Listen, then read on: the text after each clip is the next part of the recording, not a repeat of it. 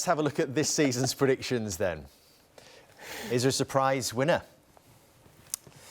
Unfortunately not, according to these two. All right, what about in the top 4? OK, Jamie, Arsenal?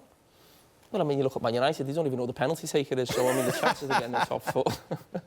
but neither have you gone Chelsea? No, I think United will get into the top 4. I just think they're stronger. Not just off what happened last week. I just think United have got more options at centre-forward with Martial, Rashford. I think Chelsea will struggle to score goals. I think centre-forward's a problem for them. And losing Hazard, obviously, is just devastating. Manchester United, top 4?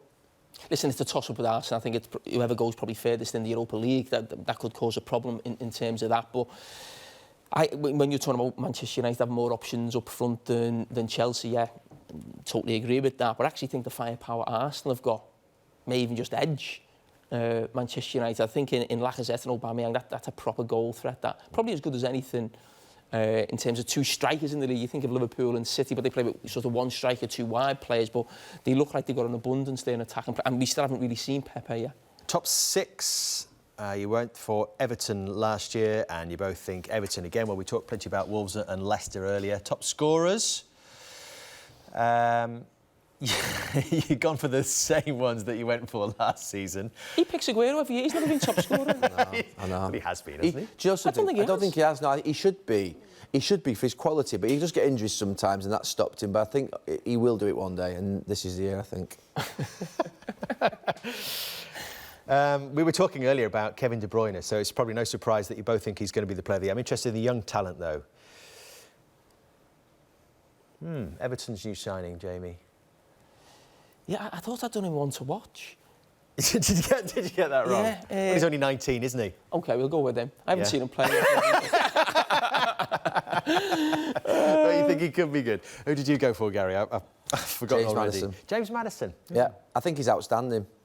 Number 10s, not as fashionable actually nowadays, number 10s. You tend to see what would be wide strikers now scoring the goals. That's where he played yesterday to start. Yeah, but it used to be number 10s were a thing of like, Zola and Cantona and people like that were fantastic in these roles. He is a genuine creative player who I think he's outstanding. He'll end up playing for England a lot of games in the next 12 to 18 months. I think he'll be in the European Championship squad. I think he's fantastic. I think he's the one player outside the top 6 that certainly with me Liverpool head on, I'd be thinking he'd be one I'd be looking at. People have talked about Coutinho coming back, hasn't happened, he's going to Bayern Munich, but you think of someone in the Premier League who you might be able to get. I think it'll cost a lot of money, but he'd certainly be one I'd be looking at if you were going to sort of that next step up. But Leicester have got big ambitions. They think they could be the team that breaks into the top 6, maybe even this year. And finally, the one to watch. Well, maybe we did get those two.